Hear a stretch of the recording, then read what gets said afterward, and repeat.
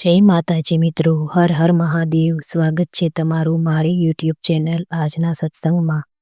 આજના વિડીયોમાં આપણે જાણીશું માઘ માસમાં આવતા ગુપ્ત નવરાત્રિમાં માં ચંડીનો પહેલો અધ્યાય.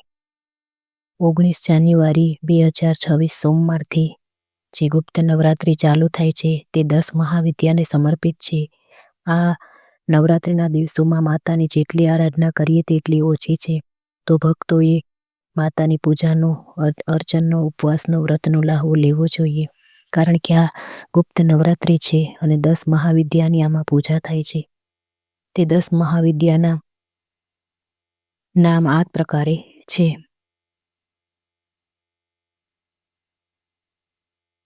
માતા કાલી, માતા તારા, માતા ષોડશી, માતા ભુવનેશ્વરી, મા ભૈરવી, મા છિન્નમસ્તા, મા કુમાવતી, મા બગલામુખી, મા માતંગી ને માતા કમલા.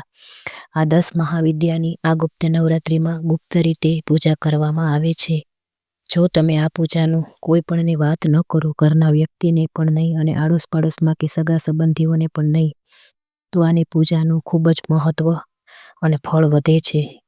એટલે ગુપ્તમાં ગુપ્ત રીતે તમારે આ પૂજા આ નવરાત્રિના દિવસોમાં કરવી જોઈએ.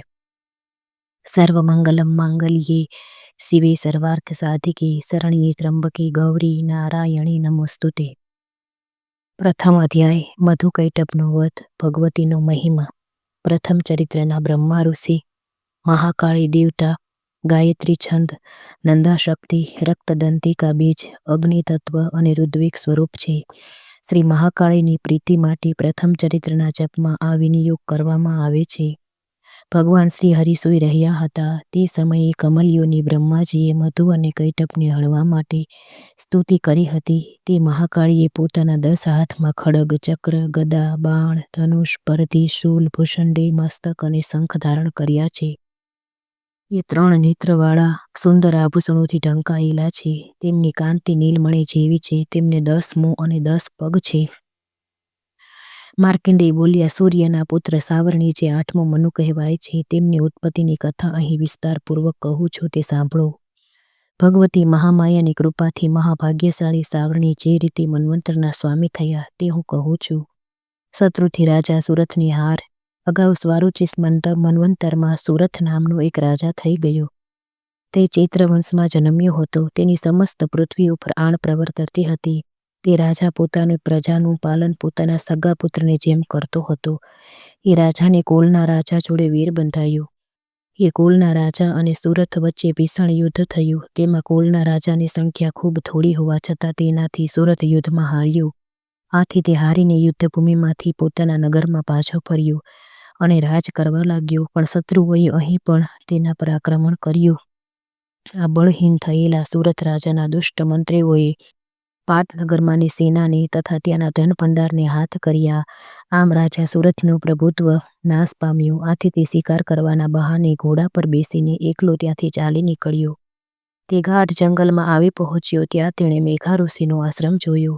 ત્યાં અનેક હિંસક પ્રાણીઓ શાંત ભાવથી રહેતા હતા. ઋષિના અનેક શિષ્યો વનની શોભા વધારી રહ્યા હતા. મેઘા ઋષિના આશ્રમમાં સુરત રાજા ત્યાં પહોંચતા ઋષિએ તેમનો સત્કાર કર્યો. રાજાએ ત્યાં રહી કેટલોક સમય ત્યાં હરવા ફરવામાં ગાળ્યો. મમત્વથી ઘેરાયેલો રાજા વિચાર કરવા લાગ્યો, મારા પૂર્વજોએ જે નગરનું પાલન કર્યું હતું તે મારી પાસેથી ચોંટવાઈ ગયું છે. મારા દુષ્ટ નોકરો તેમનું ધર્મપૂર્વક રક્ષણ કરતા હશે કે કેમ તેની મને ખબર નથી. મારો મદમાતો હાથી વેરીને વશ થઈને કઈ સ્થિતિને પામ્યો હશે. મારી કૃપા, મારું ધન અને મારા ભોજન પામીને જેવો હંમેશ મને અનુસરતા હતા તેવો હવે બીજા રાજાઓની પાછળ ચાલતા હશે. અરે, એ ધન ભંડાર મેં અતિ કષ્ટે એકઠો કર્યો હતો. તે ફાવે તેમ ખર્ચ કરીને ખાલી કરી નાખશે. આમ રાજા સુરથ મનમાં ચિંતા કરી રહ્યો હતો. સુરથને વૈશ્યનો થયેલો ભેટો. એવામાં એક દિવસ રાજાએ આશ્રમની નજીકમાં એક વૈશ્યને જોયા. તેણે એ વૈશ્યને પૂછ્યું કે તમે કોણ છો? અહીં આવવાનું શું કારણ છે? તમે શોકગ્રસ્ત અને ઉદાસ કેમ જણાવો છો? રાજાના આ લાગણીભર્યા પ્રશ્ન સાંભળીને વૈશ્ય પ્રણામ કરીને બોલ્યો, ધનવાન કુટુંબમાં જન્મેલો હું સમાધિ નામનો વૈશ્ય છું. મારા દુષ્ટ પત્ની અને પુત્રોએ ધનલોભથી મને ઘરમાંથી હાંકી કાઢ્યો છે. હું અત્યારે ધન, પત્ની અને પુત્રોથી ત્યજાયેલ છું. મારા વિશ્વાસુ બંધુઓએ મારું ધન પડાવી લઈ મારો ત્યાગ કર્યો છે. તેથી દુઃખી થઈને હું અહીં વનમાં આવ્યો છું. અહીં આવ્યા પછી મારા પત્ની, પુત્રો અને સ્વજનો વિશે ક્ષેમકુશળ જાણવાની ઈચ્છા છે, કેમ કે તેઓ કુશળ હશે કે અકુશળ, શી પ્રવૃત્તિ કરતા હશે, મારા પુત્રો સદાચારી હશે કે દુરાચારી. રાજા બોલ્યા, જે લોભી પુત્ર, પત્ની આદિએ ધન લોભથી તમને ઘરમાંથી કાઢી મૂક્યા, તેમના માટે તમારું મન આટલો બધો સ્નેહ કેમ રાખે છે? ત્યારે વેશ્ય બોલ્યા, આપ મારે માટે જે કહો છો તે ઠીક છે, પરંતુ હું શું કરું? મારું મન કઠોર થઈ શકતું નથી. ધનના લોભમાં જેમણે પિતાના સ્નેહને, પતિના પ્રેમને તથા સ્વજનોના હિતને છેહ દીધો અને મને હડસેલે મૂક્યો, તેમને માટે પણ મારા અંતરમાં આટલું હિત છે. ગુણહીન બંધુઓ માટે મારું મન આ પ્રકારના પ્રેમને અનુભવી રહ્યું છે. એમના માટે હું નિશાસા નાખી રહ્યો છું. એ લોકોમાં પ્રેમનો સંપૂર્ણ અભાવ હોવા છતાં તેમના માટે મારા મનમાં નિષ્ઠુરતા આવતી નથી. બંને મેઘા ઋષિ પાસે ગયા. માર્કંડેય બોલ્યા, હે વિપ્રવર, તે પછી રાજા સુરથને બંને મેઘા ઋષિ પાસે ગયા અને નમન કરીને નીચે બેઠા. ત્યાર પછી પોતાની વાત શરૂ કરી. રાજા બોલ્યા, હે ભગવાન, હું આપને એક પ્રશ્ન પૂછવા માંગુ છું, તેનું આપ યોગ્ય નિરાકરણ કરો. મારું ચિત્ત મારે આધીન ન રહેતું હોવાથી મને દુઃખ થાય છે. જે રાજ્ય મારા હાથમાંથી ગયું છે તેના દરેક વિષયમાં મારી મમતા રહેલી છે. હે મુનિવર, તે મારું નથી તે જાણવા છતાં અજ્ઞાનીની જેમ મને તેના માટે દુઃખ થાય છે. તે શું છે? વળી આ વેશ્યને અપમાન કરીને ઘરમાંથી કાઢી મૂકવામાં આવ્યા છે. તેમના પત્ની, પુત્ર અને સેવકોએ તેનો ત્યાગ કર્યો છે. આમ સ્વજનોએ તેનો ત્યાગ કર્યો છે, તો પણ તેમના માટે તે હૃદયમાં પ્રેમ રાખે છે. આમ અમે બંને દુઃખી છીએ.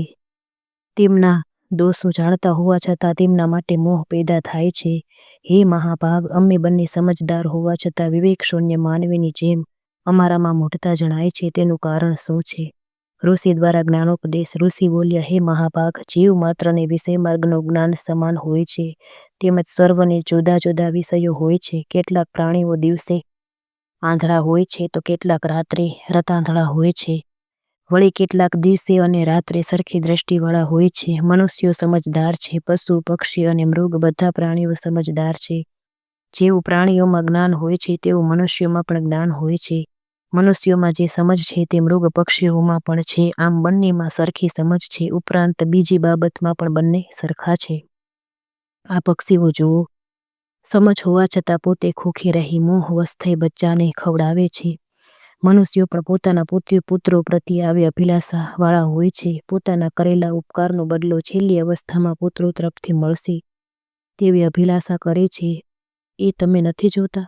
વળી તેઓ આ સંસારનું ચક્ર ચલાવનારી ભગવતી મહામાયાના પ્રભાવથી મોહરૂપ બંધકારના ખાડામાં પડેલા હોય છે. તેથી આ બાબતમાં આશ્ચર્ય પામવા જેવું કશું નથી. ભગવાન વિષ્ણુની યોગ નિદ્રા જેવી ભગવતી મહામાયા છે, તેનાથી આ જગત મોહ પામેલ છે. આ દેવી મહામાયા ગમે તેવા જ્ઞાનીઓના ચિત્તને પણ બળપૂર્વક ખેંચીને મોહને સ્વાધીન કરે છે. સમગ્ર વિશ્વ એ મહામાયા વડે ઉત્પન્ન થયેલ છે. તે પ્રસન્ન થાય છે ત્યારે મનુષ્યોને વરદાન મળે છે અને મુક્તિ આપે છે. એ પરમ વિદ્યા, સંસાર બંધન કાપી મોક્ષ આપનારી અને ઈશ્વરોની પણ અધીશ્વરી સનાતની દેવી છે. મહામાયા વિશે જાણવાની આતુરતા. રાજાએ પૂછ્યું કે હે ભગવાન, આપ જેને મહામાયા કહો છો તે દેવી કોણ છે? તેમનું પ્રાગટ્ય કેવી રીતે થયું? તેનું ચરિત્ર શું છે? તે દેવીનો પ્રભાવ જે હોય, સ્વરૂપ હોય, ઉદ્ભવ હોય, તે બધું જ હું સાંભળવા ઈચ્છું છું. હે શ્રેષ્ઠ બ્રહ્મવેતા, મને તે કહો.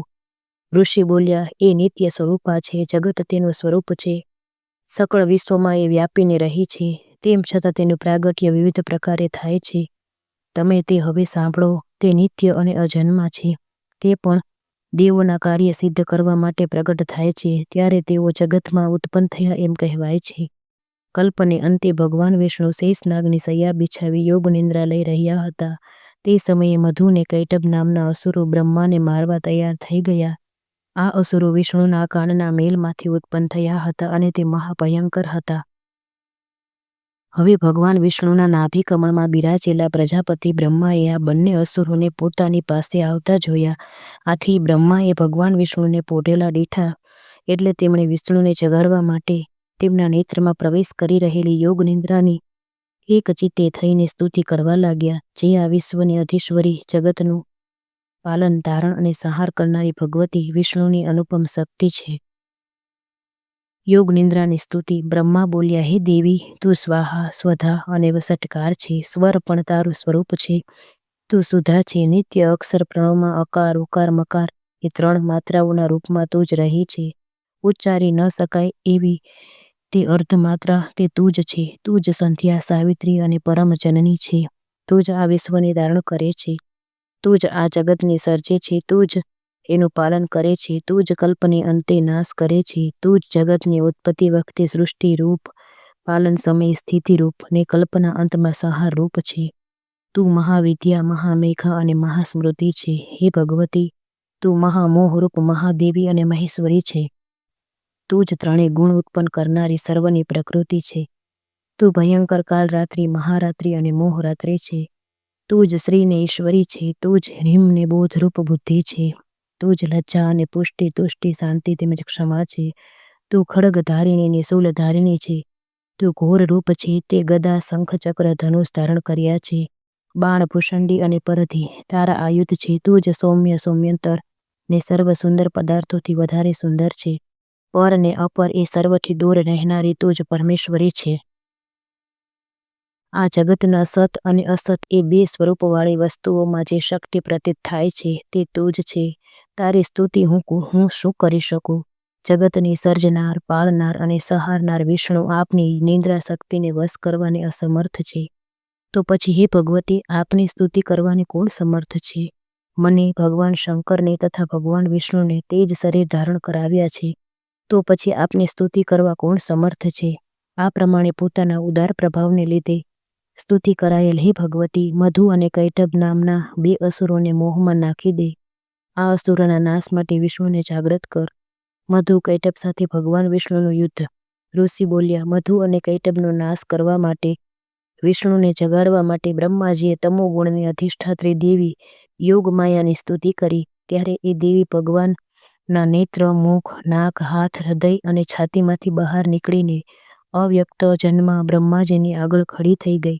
આથી યોગ નિંદ્રામાંથી મુક્ત થતા ભગવાન વિષ્ણુ શેષ શૈયામાંથી ઉઠી બેઠા થયા અને પેલા 2 અસુરોને જોવા લાગ્યા. દુષ્ટ બુદ્ધિવાળા, અત્યંત બળવાન તથા પરાક્રમી મધુ અને કૈટભ લાલ આંખો કરીને બ્રહ્માજીનો નાશ કરવા તૈયાર હતા. ભગવાન વિષ્ણુએ તરત ઉઠીને તેઓની સાથે બાહુ યુદ્ધ કર્યું. તે યુદ્ધ 5000 વર્ષ સુધી ચાલ્યું. અત્યંત બળ ઉન્મત્ત થયેલા આ અસુરોને મહામાયાએ પોતાના પ્રભાવ વડે મોહિત કર્યા. આથી ભગવાનને તેઓ કહેવા લાગ્યા, તમારે જે જોઈએ તે વરદાન માંગો. ભગવાન બોલ્યા, જો તમે બંને મારા ઉપર પ્રસન્ન થયા હોવ તો તમારો નાશ મારે હાથે થાવો. બસ મારે આટલું જ માંગવાનું છે. મારે બીજા વરદાનની જરૂર નથી. વિષ્ણુ દ્વારા મધુ કૈટભનો નાશ. ઋષિ બોલ્યા, આ રીતે બંને અસુરો છેતરાયા. તેમણે સર્વ જગતને પાણીમય જોઈ ભગવાન વિષ્ણુને કહ્યું, જ્યાં પૃથ્વી પાણીથી ઢંકાઈ ન હોય એવા સ્થાને તમે અમારો વધ કરજો. બાદ અસુરોની માંગણી કબૂલ રાખી. શંખ, ચક્ર અને ગદા ધારણ કરનાર ભગવાને પોતાની જાંઘ ઉપર તેમના મસ્તક રાખી ચક્ર વડે કાપી નાખ્યા. આ પ્રમાણે ભગવતી મહામાયા બ્રહ્માજીની સ્તુતિથી પ્રગટ થયા હતા. એ મહાદેવનો પ્રભાવ હું આગળ કહું છું તે તમે સાંભળો. ઇતિ શ્રી માર્કંડેય પુરાણે સાવર્ણિકી મન્વંતરી દેવી મહાત્મયે મધુ કૈટભ વધુ નામ પ્રથમોધ્યાયઃ. બોલો મિત્રો, જય માતાજી. જો તમને મારો વિડીયો પસંદ આવે તો લાઈક કરજો, શેર કરજો ને સબસ્ક્રાઈબ કરજો. માતાજીની ઉપવાસના સત્વરે તમને ફળની પ્રાપ્તિ કરાવે છે. તો જાણી લો કઈ રીતે. કાલી, દુર્ગા, ચામુંડા, અન્નપૂર્ણા, અંબા, બહુચરા, ઉમિયા આદિ સ્ત્રીના રૂપે અને શિવ, વિષ્ણુ આદિ પુરુષના રૂપે મૂર્તિઓ રચવામાં આવી છે.